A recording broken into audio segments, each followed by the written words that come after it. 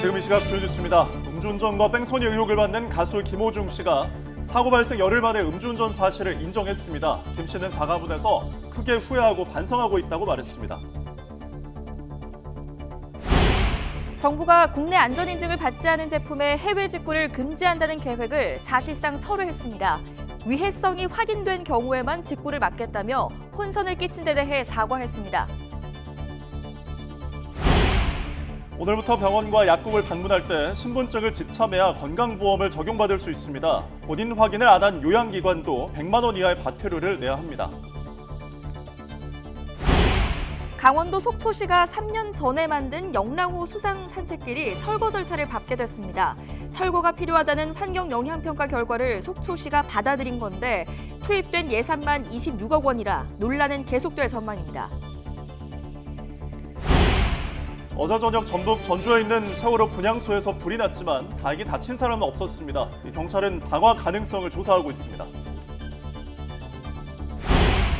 에브라힘 라이시 이란 대통령이 탄 헬기가 현지 시간 19일 오후 추락했다고 이란 내무부가 밝혔습니다. 헬기에 탑승한 대통령의 생사는 아직까지 확인되지 않고 있습니다. 시청자 여러분 안녕하십니까? 월요일 아침 뉴스타트 2부 시작합니다. 국가통합인증마크 KC 인증이 없는 아동용 장난감 등 78개 품목의 해외 직구를 금지한다는 발표에 지나친 통제라는 반발이 일자 정부가 KC 인증이 필요하다는 방침을 사실상 철회했습니다. 이정원 국무 2차장은 어제 브리핑에서 앞서 발표한 품목 전체에 대해 해외 직구가 당장 금지되는 것은 아니라며 국민 여러분께 혼선을 끼쳐 대단히 죄송하다고 말했습니다. 2차장은 다음 달 해외 직구 제품에 대한 위해성 검사를 집중 실시해 실제로 위해성이 확인된 제품의 반입을 차단할 계획이라며 원천적으로 해외 직구를 차단하겠다는 게 아니라고 설명을 했습니다. 직접 들어보시죠. 위해성이 전혀 없는 제품들, 위해성의 기준치를 초과하지 않는 제품들에 대한 직구는 전혀 막을 이유가 없습니다. 막을 수도 없습니다. 저희 정부의 확실한 입장은 그렇게 국민 안전을 좀 미리 지키고 알려드리기 위해서 위해성 조사를 집중적으로 시작을 하는 거다. 위해성 없는 것들은 직구가 자연스럽게 들어오고 거래될 수 있도록 하는 것에는 전혀 변화가 없다. 이런 말씀을 좀 드리겠습니다. 네, 오늘부터 병의원과 약국에서 건강보험을 적용받으려면 신분증을 지참해야 합니다. 보건복지부는 오늘부터 전국 요양기관에서 적용되는 국민건강보험법 개정안이 시행된다며 이같이 밝혔습니다. 본인 확인을 거치지 않을 경우 진료비 전액을 내야 하며 14일 안에 요양기관에서 본인 확인을 통해 돌려받을 수 있습니다. 미성년자 등 본인 확인이 어려운 정당한 사유가 있을 경우 기존처럼 주민등록번호를 제시해 진료를 받을 수 있습니다. 음주운전과 뺑소니 혐의를 받는 가수 김호중 씨가 사고 발생 열흘 만에 공식 입장을 내고 음주운전 사실을 인정했습니다. 김 씨는 사과문에서 음주운전을 했다며 한순간의 잘못된 판단으로 상처와 실망감을 들여 진심으로 죄송하다고 전했습니다. 이어 크게 후회하고 반성하고 있다면서 경찰 조사에 성실하게 임하겠다고 덧붙였습니다. 김 씨의 소속사도 김 씨가 경찰에 자진 출석해 음주운전 등 사실관계를 인정할 거라며 최초 공식 입장에서부터 지금까지 상황을 숨기기에 급급했던 점 등을 사과했습니다. 어제 저녁 8시 반쯤 전북 전주시 풍남문 광장에 있는 세월호 분향소에서 불이 났습니다.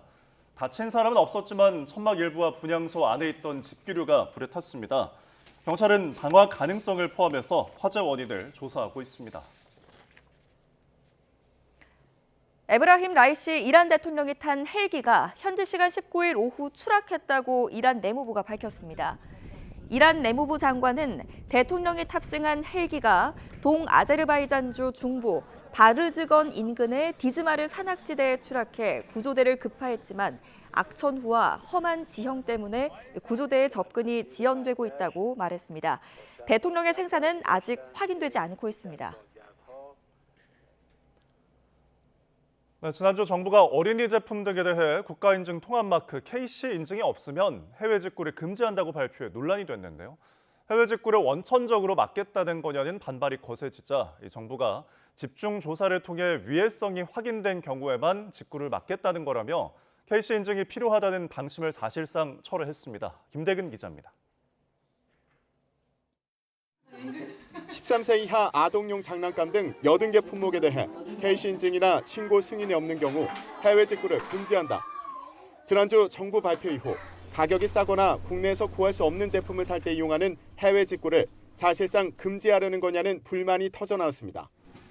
해외 판매자가 한국 소비자를 위해 따로 인증을 받을 가능성이 적은 만큼 결국 소비자들은 국내 유통업자에게 더 높은 가격에 물건을 사야 할 거라는 우려가 나온 겁니다. 논란이 커지자 정부가 진화에 나섰습니다. 해외 직구를 원천적으로 차단하겠다는 게 아니라는 겁니다. 국민 여러분께 혼선을 끼쳐드려서 대단히 죄송하다는 말씀 먼저 드리고 시작을 하겠습니다. 결론적으로 말씀을 드리면 저희가 말씀드린 80개 유해 품목의 해외 직구를 사전적으로 전면 금지 차단한다. 이건 사실이 아닙니다. 정부는 다음 달 집중 조사를 통해 실제 위해성이 확인된 제품에 대해서만 반입을 금지할 계획이라며 소비자들은 지금처럼 해외 직구를 이용할 수 있다고 설명했습니다. 또 제품의 안전성 확보 방안으로 제시된 KC 인증에 대해서도 유일한 대안이 아니라며 기존 방침을 사실상 철회했습니다. KC 인증이 받은 제품이 안전하다고 확인이 되기 때문에 그런 제품을 차단하는 방안을 제시했었습니다. 이번 그 의견에 대해서 저희가 반영을 해가지고 앞으로 그 KC 인증이 유일한 방법은 아니므로 앞으로 다양한 의견 수렴을 거쳐서 법률 개정 여부를 신중히 검토해 나가겠습니다. 정부는 또 장난감을 좋아하는 어른들이 수집하는 성인용 피규어는 검사 대상에 포함되지 않으며 주류나 골프채 같이 대책에 들어가지 않은 제품도 위해성이 확인되면 반입을 차단하는 등 대책을 검토하겠다고 밝혔습니다. 그런데 관세청에 따르면 올해 1분기 전자상거래를 통해 국내로 들어온 통관 물량이 약 4,133만 건에 달하는 상황. 그런 만큼 위해성 물품을 제대로 걸러내면서 해외 상품에 대한 소비자들의 접근성도 지킬 방안을 찾는 건 정부의 여전한 과제로 보입니다. YTN 김대근입니다. 네, 오늘부터는 집 앞에 동네 병원을 갈 때도 신분증 꼭 들고 가셔야 합니다. 병원에서 진료를 받고 약을 타는 사람이 본인이 맞는지 확인하도록 관련법이 강화됐기 때문인데요. 화면으로 함께 보시죠. 자, 병원에서 인정받을 수 있는 신분증, 보통 우리가 공공기관에서 활용하는 것들과 비슷합니다. 주민등록증과 운전면허증, 여권으로 본인을 확인할 수 있는데요. 그런데 여기서 중요한 거, 깜빡하고 안 가져왔는데 집에 있는 가족이 사진으로 찍어서 보내주면 안 될까요? 라는 생각이 들겠지만 안타깝지만 안 됩니다. 꼭 실물이 있어야 합니다. 자, 아픈 몸을 이끌고 다시 집으로 되돌아가지 않는 낭패를 당하지 않는 방법 당연히 있습니다. 매일 들고 다니는 스마트폰으로 본인 인증을 할 수 있습니다. 주민등록증이나 면허증이면 가능하고요. 국민건강보험공단에서 만든 앱에서 건강보험증을 보여줄 수도 있습니다. 오늘 지금 당장 준비해 놓으시면 편하겠죠. 고령의 부모님 휴대전화에 미리 깔아놓으시는 것도 좋은 방법이 되겠습니다. 자, 당연히 예외도 있습니다. 먼저 19살 미만은 기존처럼 주민등록번호만 알려주면 됩니다. 자신이 본인 확인을 했던 병원이라면 6개월 동안은 같은 절차를 다시 밟을 필요가 없습니다. 또 응급한 환자의 경우에도 이 과정을 건너뛸 수가 있습니다. 예외 대상이 아닌데도 본인 확인이 어려운 상황이라면 어떻게 해야 할까요? 일단 진료를 받을 수는 있는데요. 하지만 건강보험 적용을 받을 순 없습니다. 진료비가 많이 나오겠죠. 영수증 잘 챙겨놨다가 환급을 받는 방법이 있습니다. 조금 불편해졌지만 반드시 필요한 제도입니다. 다른 사람 명의로 요양급여를 받거나 향전신성 의약품을 처방받는 사례가 끊이지 않고 있는데요. 지난해에만 4만 건이나 적발이 됐습니다. 우리가 내는 돈이 새어나가는 걸 막으려는 조치입니다. 병원 갔을 때 이 불편을 조금이나마 줄이려면 지금 1분만 투자를 해서 앞서 소개해드린 모바일 건강보험증 설치하시는 게 좋겠습니다. 음주운전과 뺑소니 의혹을 받는 가수 김호중 씨가 사고 발생 열흘 만에 공식 입장을 내고 음주운전 사실을 인정했습니다. 김 씨는 한순간의 잘못된 판단으로 많은 분에게 상처와 실망감을 드렸다며 경찰 조사에 성실히 임하겠다고 밝혔습니다. 이승민 기자입니다. 접촉사고를 내고 도주한 혐의를 받는 가수 김호중 씨가 결국 음주운전을 시인했습니다. 사고 발생 이후 열흘 만입니다. 김 씨는 사과문을 통해 한순간의 잘못된 판단으로 상처와 실망감을 드려 진심으로 죄송하다며 크게 후회하고 있고 앞으로 경찰 조사에 성실히 임하겠다고 밝혔습니다. 김 씨 소속사도 최초 공식 입장에서부터 지금까지 상황을 숨기기에 급급했다며 고개를 숙였습니다. 김 씨는 지난 9일 밤 서울 신사동에서 반대 차선 택시를 들이받고 달아난 혐의를 받습니다. 사고를 내기 전 김 씨는 스크린 골프장과 식당, 유흥업소 등을 들른 것으로 확인됐고 이후에는 운전자 바꿔치기를 시도하고 메모리 카드를 폐기하는 등 증거 은폐 정황까지 드러났습니다.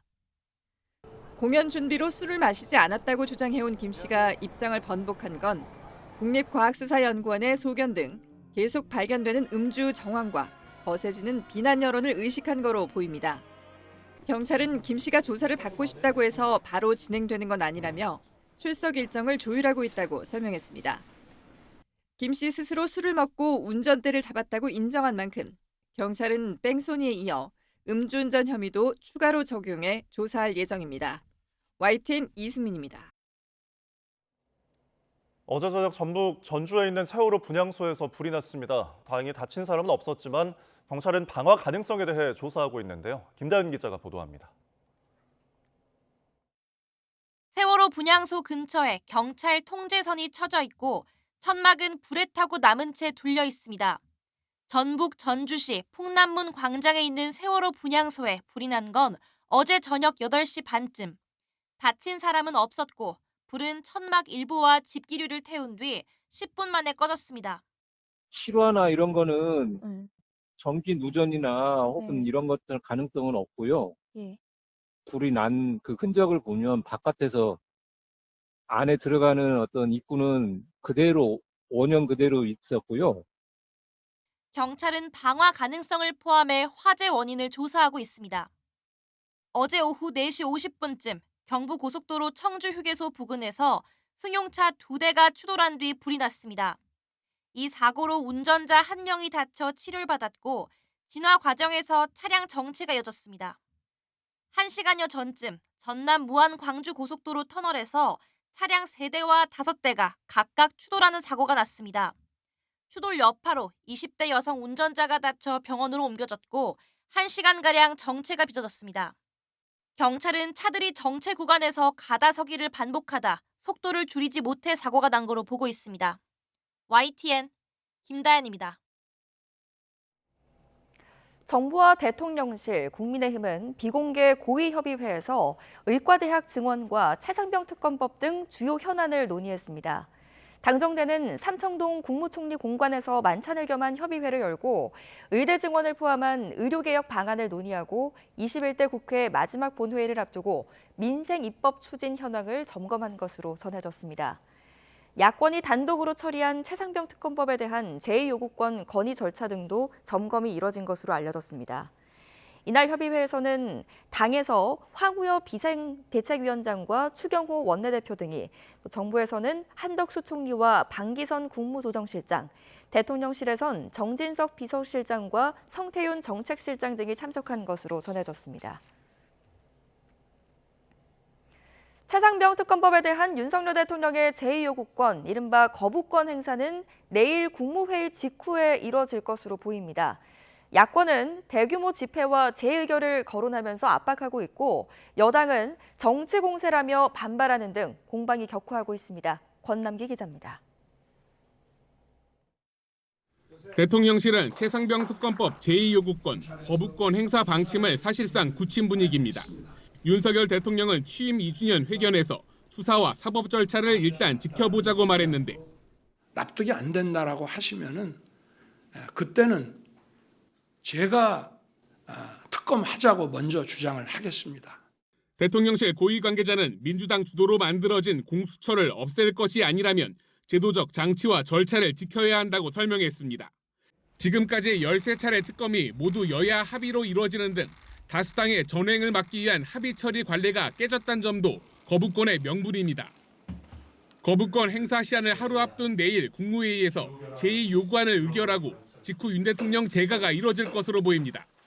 윤 대통령에게 거부권 행사를 건의한 여당도 특검은 정치 공세에 불과하다며 힘을 보탰습니다.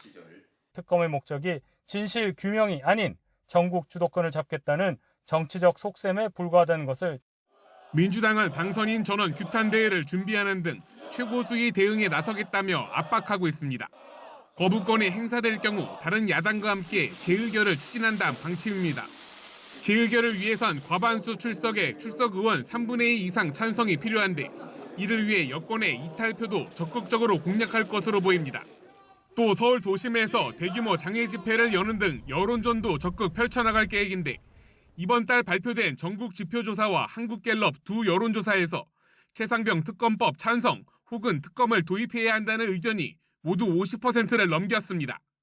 여당 내에서 불거지는 특검 수용 의견은 윤석열 정권을 위기로 몰아넣고 있습니다. 야권은 재의결에 실패해도 22대 국회 시작과 함께 곧바로 다시 발의하겠다고 밝히고 있어 최상병 특검 정국은 계속 이어질 것으로 보입니다. YTN 권남기입니다. 오늘의 경제일정 살펴보겠습니다. 옥석을 가리겠다며 정부가 부동산 PF 구조조정 방안을 발표한 이후 조속 대책에 관심이 높은데요. 금융위가 오늘 오전 부동산 PF 시장 동향 점검회의를 개최합니다. 시장 전문가들의 이야기를 들어보고 정책 추진 방향에 반영할 걸로 보입니다. 네, 관세청이 해외 직구를 악용한 불법 행위들을 막기 위한 방안을 발표합니다.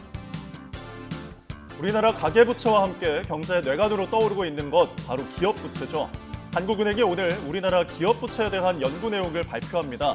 현재 어떤 문제가 있고 해결 방법도 제시될 수 있을지 관심입니다. 최근 과일과 채소 가격이 고공행진하며 물가 관리에 비상이 걸렸는데요. 주무부처인 농식품부가 오늘 오후에 관련 사항에 대해서 설명할 예정입니다. 어떤 대응 방안이 나올지 관심입니다.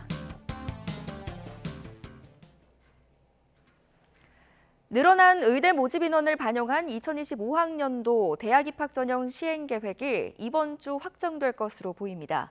시행 계획에는 지금까지 공개되지 않은 지역 인재 전형 선발 비율과 정시, 수시 모집 비율이 포함됩니다. 이런 세부 사항에 따라 수험생별 지원 가능 대학이 달라질 수 있고 전체적으로 의대 합격선이나 N수생 유입 규모도 영향을 받을 수 있습니다. 이번 주 대학 입학 전형위원회가 전국 대학의 시행 계획 변경 사항을 승인하고 나면 각 대학은 이달 말까지 학교 홈페이지를 통해 수시 모집 요강을 발표합니다. 대한의사협회가 오는 22일 비공개 긴급회의를 열고 의대 증원을 막기 위한 대응 수단을 논의합니다. 임현택 대한의사협회장은 어제 YTN과 통화에서 끝내야 할 때가 왔다며 오는 22일 의대 교수, 또 각 시도 의사회장들과 대응 로드맵을 마련하겠다고 밝혔습니다. 임 회장은 아직 구체적으로 밝힐 수는 없지만 훨씬 더 강력한 수단을 쓰게 될 것이라고 설명했습니다.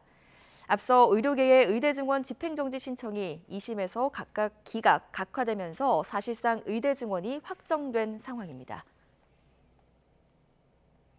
이런 가운데 정부가 의료 공백을 메우겠다며 보건소의 공보이들조차 상급병원에 보내면서 외진 지역에서는 이제 의사 없는 동네까지 생겨버렸습니다.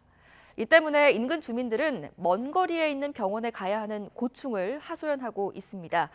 하지만 언제쯤 이 의사들이 돌아올지 기약하기 어려운 상황입니다. 윤성훈 기자가 현장 다녀왔습니다. 7,500여 명이 사는 부산 기장군 철마면.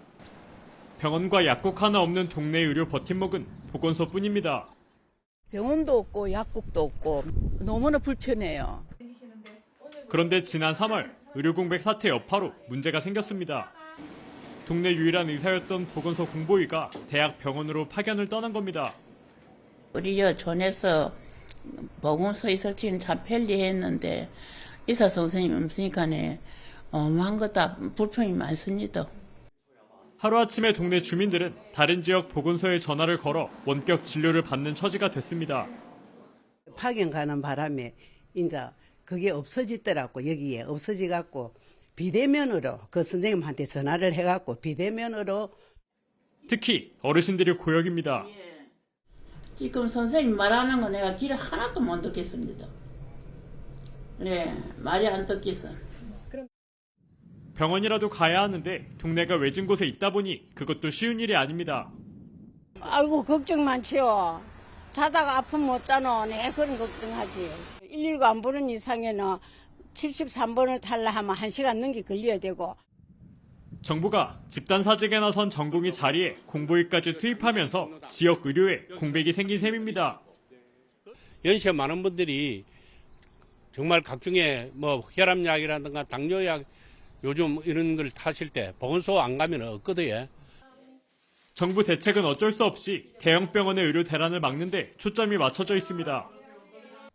하지만 아랫도를 빼 윗도를 괴는 식으로 급한 불을 끄는 사이 의료 소외계층이 위험에 빠지는 건 아닌지 꼼꼼하게 챙겨볼 필요가 있습니다. YTN 윤성훈입니다. 강원도 속초시가 3년 전에 26억 원을 들여서 만든 영랑호 수상산책길이 결국 철거 절차를 밟게 됐습니다. 관광 명소로도 꼽혀왔지만 환경 파괴 논란과 주민 소송 끝에 철거가 필요하다는 환경영향평가 결과를 속초시가 받아들인 겁니다. 송세혁 기자가 취재했습니다. 호수 한가운데를 가로지른 속초 영랑 호수 윗길. 길이 400m, 너비 2.5m의 수상 산책로로 교각 없이 물 위에 띄우는 부교 형태입니다. 이 수상 산책로는 지난해 64만여 명이 찾을 정도로 속초 관광 명소 가운데 하나입니다. 하지만 준공된 지 2년여 만에 철거될 운명에 처했습니다. 속초시는 2021년 말 전임시장 때 관광을 활성화한다며 부교를 설치했지만 환경단체는 환경 파괴 우려와 법적 절차 위반을 이유로 주민 소송을 냈습니다. 재판부는 1년간 환경 영향 평가를 진행하자고 제안했고 조사 결과 부교 철거가 필요하다는 의견이 나왔습니다. 강원대 환경연구소는 환경 영향 평가에서 부교로 인해 수질 환경이 바뀌고 조류의 다양성과 개체수는 줄어들 것으로 분석했습니다. 속초시는 환경 영향 평가 결과를 받아들이고 철거 절차를 논의하기로 했습니다. 일단 시의회에 설명을 먼저 드리고 그다음에 이제 행정 절차가 어떻게 진행되는지 또 그 가닥을 잡아야 되고. 환경단체는 속초시의 철거 결정을 반기며 빠른 철거를 촉구했습니다. 겨울 철새가 오기 시작하는 게 9월 달부터인데요. 그 겨울 철새가 오기 전까지 부교는 철거됐으면 좋겠다는 생각을 합니다. 하지만 철거를 반대하는 의견도 만만치 않습니다. 환경에 진짜 많은 지장을 준다라고 하면 설치를 하지 말든가 없어지면 굉장히 아쉬울 것 같고 있는 거는 유지 잘 관리하면 되지 않겠나는 생각입니다. 부교 설치에 투입된 예산은 26억 원. 철거 비용도 상당할 것으로 보여 부교 철거를 둘러싼 논란은 계속될 전망입니다. YTN 송세혁입니다. 사건 사고 한 줄 뉴스입니다. 외출을 허락해주지 않는다는 이유로 간병인을 흉기로 찌른 입원 환자가 2심에서도 1심과 같이 징역 8년을 선고받았습니다. 간경화 뇌병변 진단을 받고 입원한 A씨는 병원 관계자가 외출을 거듭 저지하자 숨겨놨던 흉기를 간병인과 다른 환자에게 휘둘러 크게 다치게 한 혐의로 기소됐습니다. 자신이 국가정보원장이라고 속인 후 아들을 국정원에 취업시켜주겠다며 그 대가로 수천만 원을 받은 60대 남성이 1심에서 실형을 선고받았습니다. 지난 5년 동안 서울에서 발생한 뺑소니 교통사고가 한 해 평균 800건에 달하는 것으로 나타났습니다. 암 환자에게 기도를 하면 병이 낫는다고 속여서 수천만 원을 가로챈 목사가 1심에서 징역형의 집행유예를 선고받았습니다. 목사는 이렇게 받은 돈 대부분을 자신의 빚을 갚는 데 쓴 것으로 조사됐습니다. 배우자의 불륜을 입증할 목적으로 불법 녹음한 파일은 재판에서 증거로 사용할 수 없다는 대법원의 판단이 나왔습니다.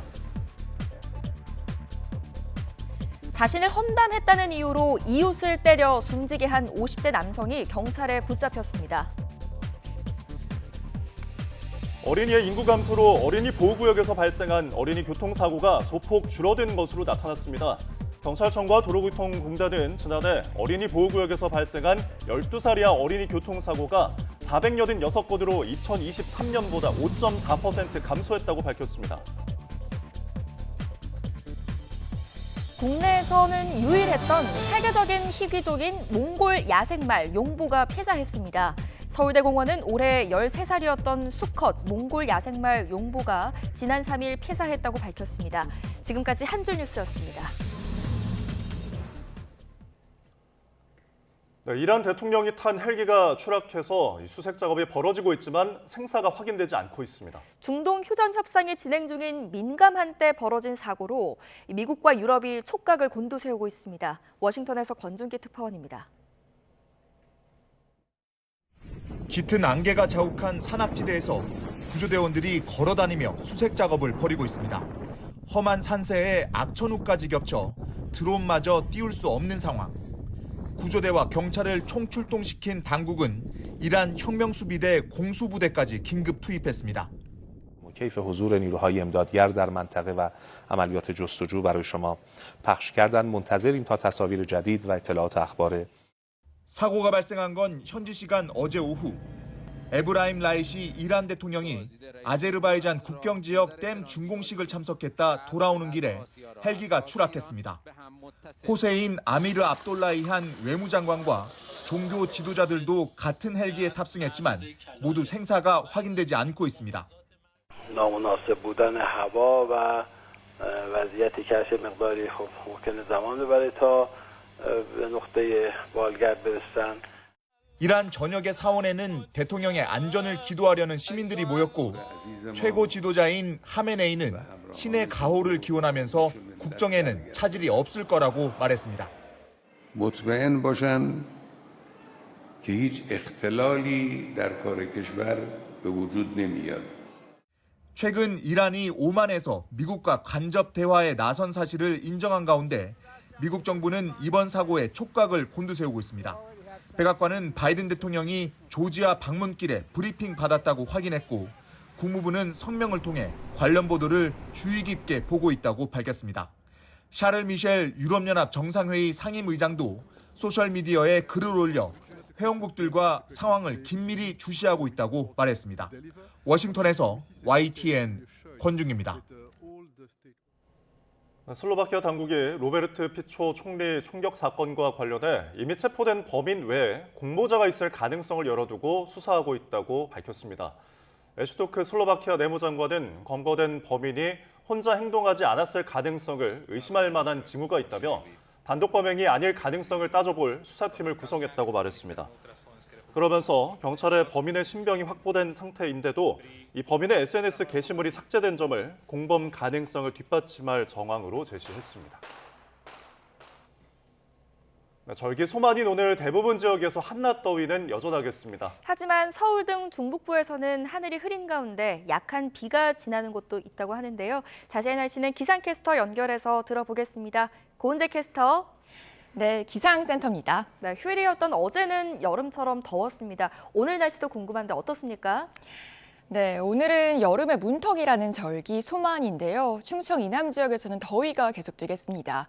어제는 광주와 대구 등 남부 곳곳에서 올해 최고 기온을 기록하기도 했는데요.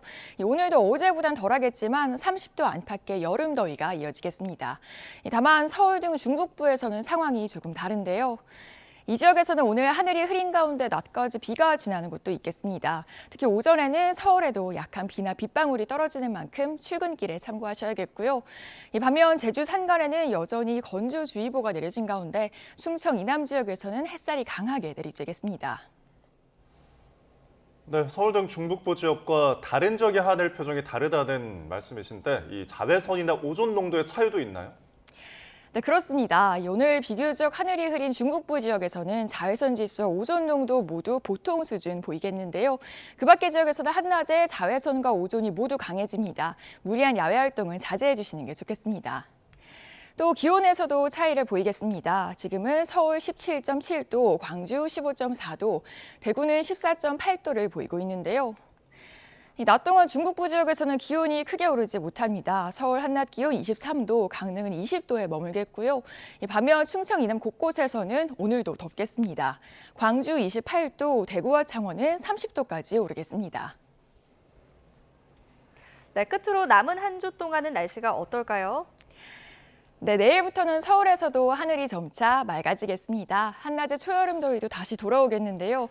일교차는 계속해서 크게 벌어지겠습니다. 외출하실 때는 가벼운 겉옷 챙겨주셔야겠습니다. 지금까지 날씨였습니다.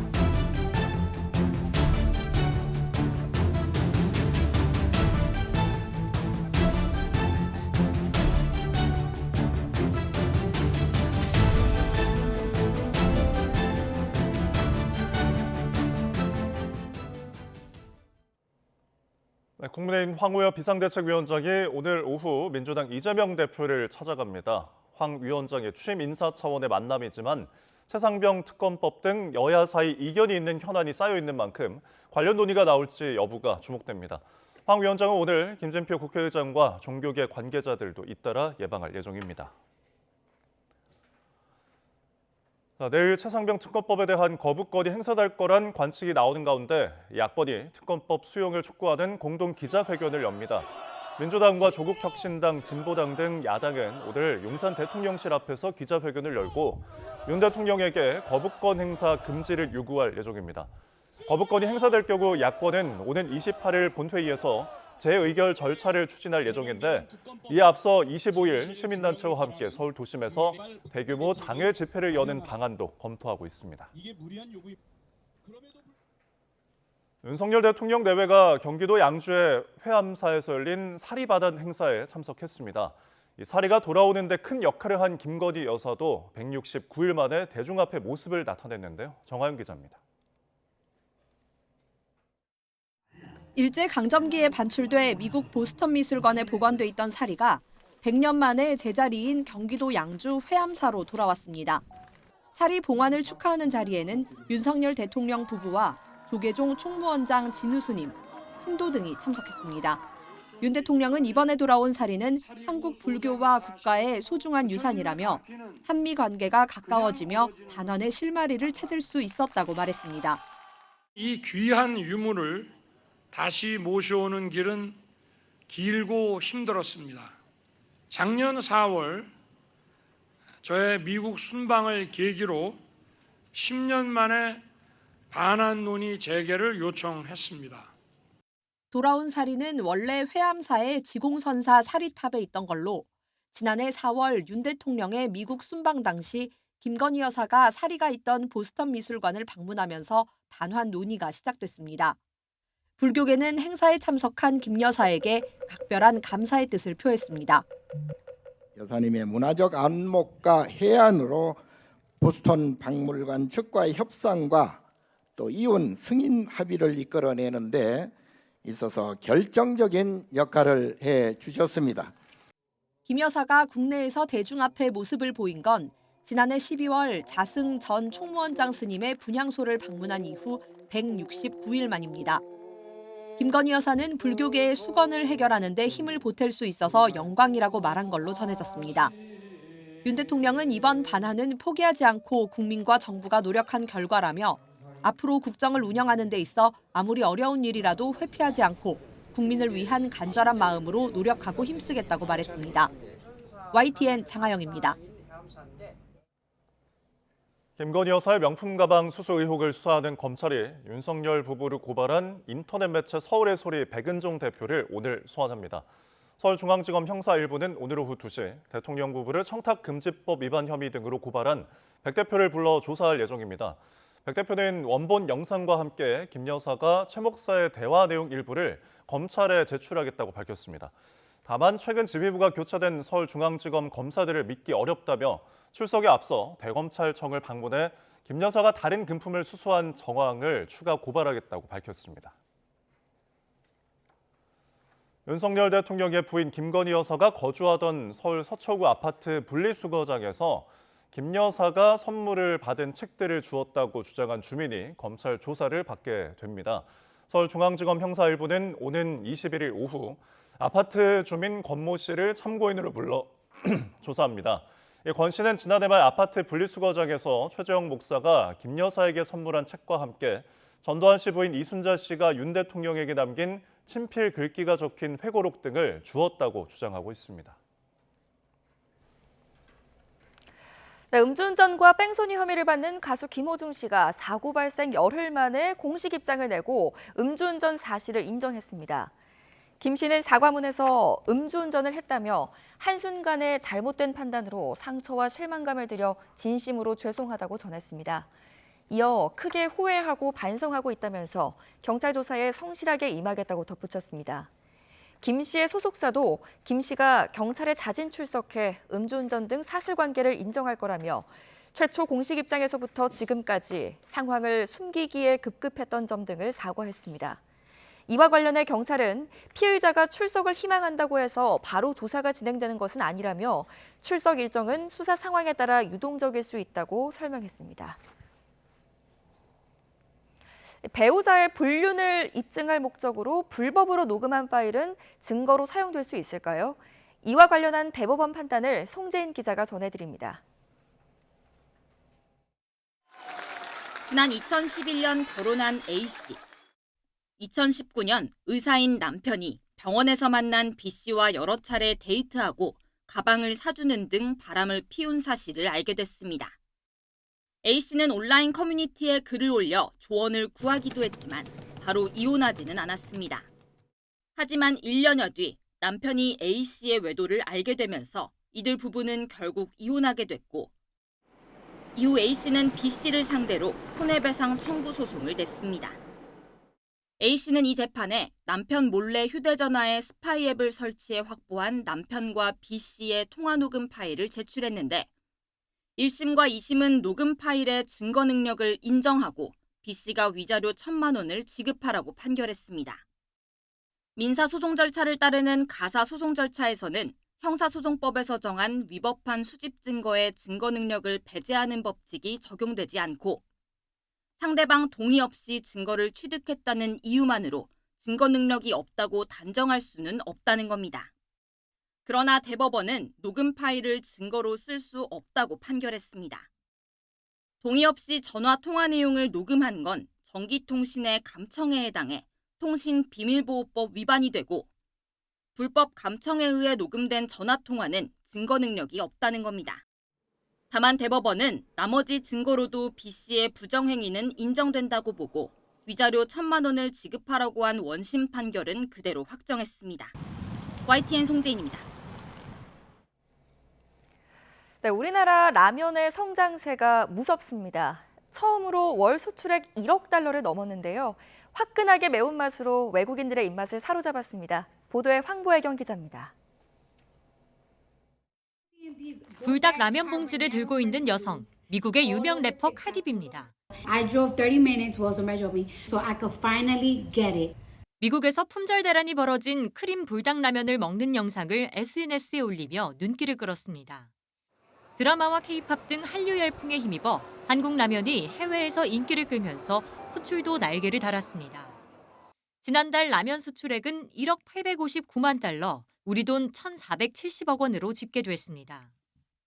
지난해 같은 기간보다 47% 증가한 수치로 월간 기준 1억 달러를 돌파한 건 이번이 처음입니다. 라면 수출액은 2015년부터 지난해까지 9년 동안 오름세로 올해는 지난해 역대 최고 수출액인 9억 5천만 달러를 훨씬 웃도는 성적을 거둘 것이란 전망이 나옵니다. 특히 삼양식품은 주력 품목인 불닭라면의 해외 매출이 늘며 역대 최고 분기 실적을 달성했습니다. 올해 삼양식품 1분기 매출은 3,857억 원, 영업이익은 800억 원을 넘기며 지난해 같은 기간보다 각각 57%, 235% 증가했습니다. 시가총액은 라면업계 1위 농심을 제치고 처음으로 3조 원을 넘어섰습니다. 불닭, maybe once every week, 2 weeks. Not a lot, but I enjoy it a lot. K라면의 매운 성장세에 올해 10년 연속 역대 최대 수출 달성을 눈앞에 두고 있습니다. YTN 황보의경입니다. 생성형 AI 시장의 성장과 함께 재생에너지 필요성이 늘면서 전력 수급에 대한 우려가 커지고 있습니다. 변압기와 고압전선 등에 대한 전 세계적인 수요가 급증하고 있는 건데 기술력을 가진 우리 기업들이 베트남 등에 진출하며 세계 시장을 선도하고 있습니다. 박기환 기자가 베트남 현지에 다녀왔습니다. 베트남에 진출한 한 전선 제조업체. 고압 케이블은 물론 최근 급격히 늘어난 데이터 센터에서 대규모 전력을 수급할 특화 제품을 생산하고 있습니다.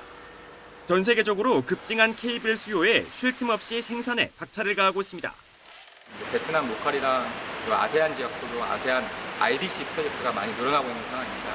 신규로 공장을 설립을 했는데 3년 안에 매출이 급등세가 한 상황입니다. 이렇게 만들어진 고압 케이블은 베트남 등 동남아시아 전역으로 공급됩니다. 이곳에서 1년에 생산된 케이블 길이만 240km, 서울에서 대전까지 가는 거리보다 깁니다. 전력 수요가 커지는 배경에는 급성장한 AI가 있습니다. AI 관련 데이터 센터에서 소비되는 전력은 기존 인터넷 검색의 10배에 달합니다. 때문에 세계 전력 소비는 4년 만에 최대 2배 넘게 커질 것으로 예상되고 전력 부족을 막기 위해 변압기와 고압 테이블, 전선에 대한 수요가 함께 커지고 있습니다. Then the next shortage will be electricity. So I think next year you will see the electricity that they just can't find enough electricity to run all the chips. 또 미국 등에선 노후화된 송전망 재설치, 베트남 등 급격한 성장이 이뤄지는 곳에선 전력망과 통신망 확충에 전선 공급이 따라가기 힘들 지경입니다. 재생에너지 수요 확대에도 발을 맞추고 있습니다. 당장 아리백 등 환경 제재를 지키며 대규모 전력도 수급할 수 있는 해상 풍력 발전이 주목을 받고 있습니다. 하지만 전력 손실을 줄이고 전기를 지상으로 끌어올릴 해저 케이블 기술력을 가진 곳은 세계에서도 두 손가락에 꼽힙니다. 우리 기업이 베트남은 물론 미국, 유럽까지 직접 진출을 추진하는 이유입니다. 미국에 추가적으로 풍력 시장에 대응을 할 거고 동남아 및 앞으로 유럽 시장에 대해서도 현지화 투자를 통해서 현지 시장 대응을 하면서 저희가 시장을 성장시킬 거라고 생각이 됩니다. MS와 애플 등 글로벌 기업들이 앞다퉈 재생에너지 사업에 대규모 투자를 쏟으며 전력 확보에 안간힘을 쓰는 가운데 기술력을 갖춘 우리 기업의 해외 진출과 수출 확대 기회로 이어질 수 있을지 주목됩니다. YTN 박전입니다.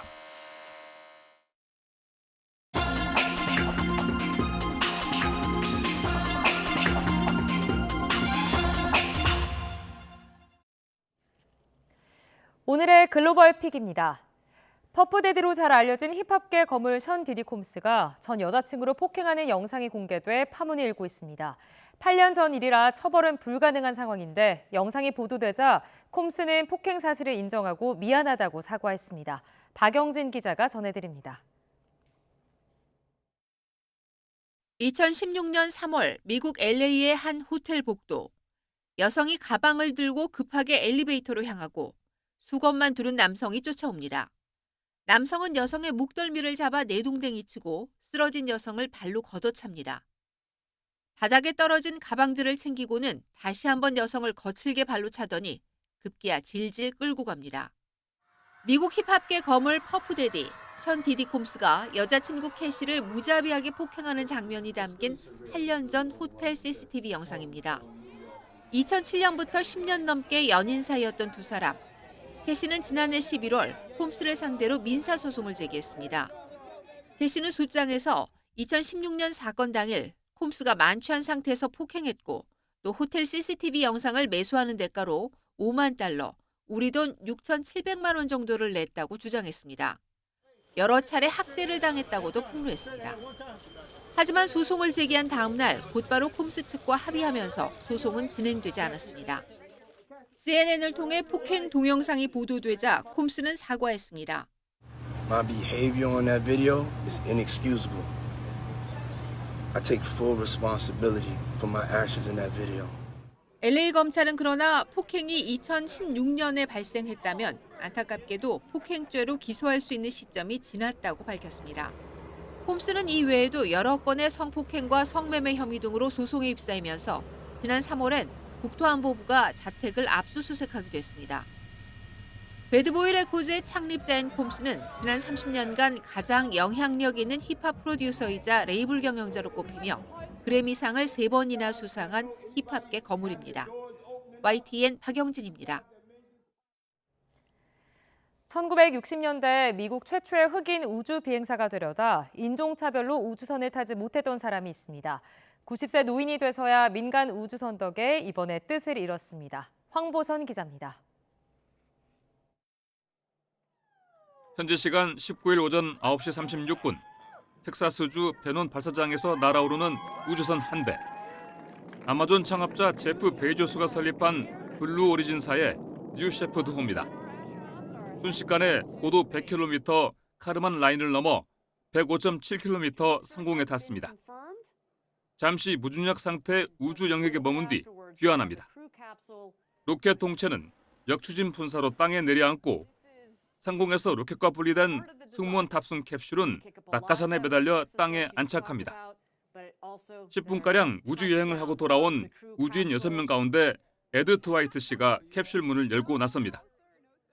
60여 년 전 존 F 케네디 대통령의 추대로 미국 최초의 흑인 우주인이 될 뻔했지만 인종차별로 접었던 꿈을 이제야 이뤘습니다. And here exits Ed Dwight. This gentleman has waited a long time to go to space. 이번 비행으로 드와이트 씨는 90세로서 최고령 우주 비행사 기록을 세우게 됐습니다.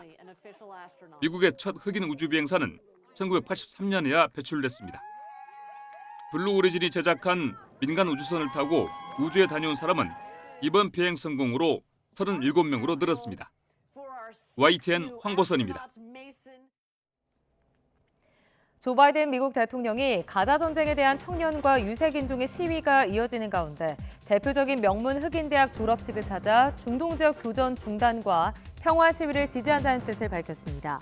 바이든 대통령은 마틴 루터킹 목사의 모교이기도 한 애틀랜타의 모어하우스 대학교 졸업식 축사에서 무고한 팔레스타인 시민들이 고통받고 있다며 즉각적인 정전을 요구한다고 말했습니다. 미국 언론들은 몇몇 학생들이 팔레스타인 깃발을 들고 졸업식에 참석하거나 연설 내내 등을 돌린 채 앉아 있었지만 행사가 중단될 정도의 소란은 없었다고 전했습니다. 일론 머스크의 뇌신경과학 스타트업 뉴럴링크가 자사가 개발한 컴퓨터 칩을 두뇌에 이식할 두 번째 신청자 모집에 나섰습니다. 머스크는 지난 17일 자신의 소셜미디어 X 계정에 뉴럴링크는 두 번째 참가자를 모집하고 있다고 밝혔는데요. 그러면서 이는 생각만으로 휴대전화와 컴퓨터를 제어할 수 있는 텔레파시 사이버네틱 뇌 임플란트라고 설명했습니다. 17,000여 개의 섬으로 이뤄진 인도네시아에서 인공위성을 이용한 인터넷 통신 서비스인 스타링크가 개통돼 외딴 섬까지 인터넷에 접속할 수 있게 됐습니다. 현지 시간 19일 인도네시아 발리주 주도 덴파사르에서 열린 개통식에는 미국 우주기업 스페이스X 소유주인 일론 머스크와 부디 구나디 사디킨 인도네시아 보건부 장관 등이 참석했습니다. 총 상금 15만 달러, 우리 돈으로 2억여 원이 걸린 바비큐 요리 세계 챔피언십 대회가 미국 테네시주 멤피스에서 열렸습니다. 미국 22개 주와 해외 4개국에서 129팀이 참가한 이번 대회에서는 미시시피주에서 출전한 새드 바베큐 앤 블루스 조인트 팀이 대상을 받았습니다. 17년간 출전한 이 팀은 이번이 세 번째 대상 수상입니다. 현지 시간 18일 오후 헝가리 부다페스트 북쪽으로 50km 떨어진 도시인 베로체를 흐르는 다뉴브강에서 보트 2대가 충돌해 2명이 숨지고 5명이 실종됐다고 헝가리 당국이 밝혔습니다. 소마세치 헝가리 국가안보부 대변인은 브리핑을 통해 보트 충돌 사고로 부상한 남성이 발견됐고 현장 수색 과정에서 파손된 보트와 남녀 1명씩의 시신이 확인됐다고 발표했습니다. 세치 대변인은 한 호텔이 소유한 보트와 소형 보트가 충돌한 것으로 파악된다고 전했습니다. 지금까지 글로벌 픽이었습니다.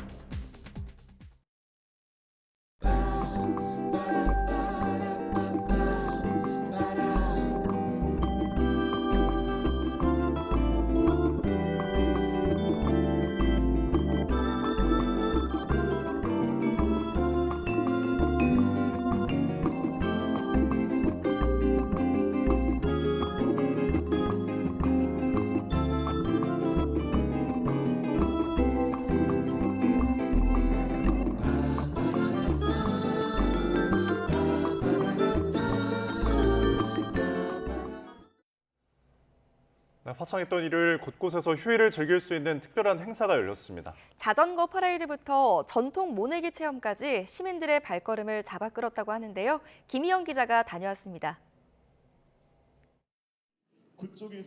자전거 헬멧을 쓴 사람들이 도로를 가득 메웠습니다. 준비 운동으로 몸을 풀고 출발선에 나란히 섰다가 대열을 맞춰 힘차게 페달을 밟습니다. 국내 최대 규모의 자전거 라이딩 축제의 모습입니다. 이렇게 광화문 광장에서 함께 모여 강변북로를 타고 상암 월드컵 공원까지 21km를 달리는 퍼레이드 참가자만 7,000명. 오세훈 서울시장도 운동복 차림으로 이곳을 찾아 시민들 사이에 섞여 행사에 참가한 가운데 결승선으로 들어온 얼굴들은 뿌듯함이 가득합니다. 작년에도 참석했고 작년에 둘째 아들과 왔는데 올해는 셋째 아들과 왔어요. 너무 좋습니다. 아침에는 피곤했는데 계속 타다 보니까 기분이 좋아요. 비슷한 시각 인천대공원 반기논에서는 전통 모내기 체험 행사가 열렸습니다. 하루 뒤면 소망, 절기상 모내기가 시작되는 때이기도 합니다. 생이 넓은 모자를 쓰고 장화까지 신은 참가자들이 만반의 준비를 마치고 논으로 들어갑니다. 내리쬐는 햇빛 아래 못줄에 맞춰 모를 심어보는데 발목까지 잠기는 논에 손은 흙투성이가 됐지만 표정만은 밝습니다. 저거 지느기 느낌이 좋아요. 쌀이 귀하단 생각이 들었어요. 한강 설해섬에서는 유채꽃밭 사이로 시민들 발길이 이어졌습니다. 꽃밭을 산책할 때 햇빛을 가려줄 수 있는 이 밀짚 모자나 직접 비즈 꽃반지를 만들어 볼 수 있는 체험 부스도 한켠에 마련됐습니다. 꽃을 배경으로 사진을 찍는 이들의 얼굴에는 그보다 환한 웃음꽃이 피었습니다. 제가 노란색을 좋아하는데 꽃이 다 노란색이어서 정말 예쁘고요. 그다음에 노란색 옷을 맞춰 입고 나오기로 한 건 제 아이디어였습니다. 여름이 가까워 오는 주말, 시민들은 반복된 일상을 벗어나 각자만의 방식으로 여유를 즐겼습니다. YTN 김희영입니다. 네, 뉴스타트 3부 잠시 후에 이어집니다.